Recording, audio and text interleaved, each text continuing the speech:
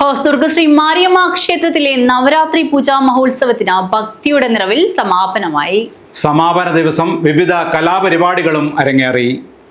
ഹോസ്ദുർഗ് ശ്രീ മാരിയമ്മ ക്ഷേത്രത്തിലെ നവരാത്രി പൂജാ മഹോത്സവത്തിന് ഭക്തിസാന്ദ്രമായ അന്തരീക്ഷത്തിൽ സമാപനമായി.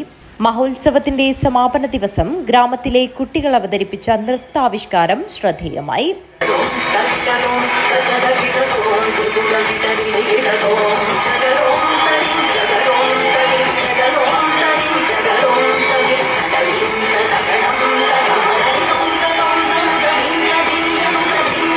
തുടർന്ന് മഞ്ചേര നാട്യനികേതൻ കാഞ്ഞങ്ങാട് അവതരിപ്പിച്ച നൃത്യങ്ങൾ അരങ്ങേറി.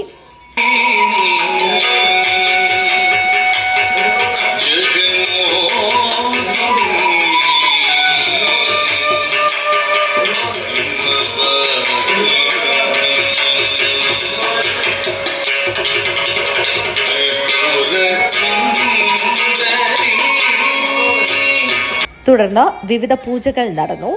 നിരവധി ആളുകളാണ് വിജയദശമി ദിനത്തിൽ ദേവീ സന്നിധിയിലെത്തിയത്. News bureau, Kanhangad.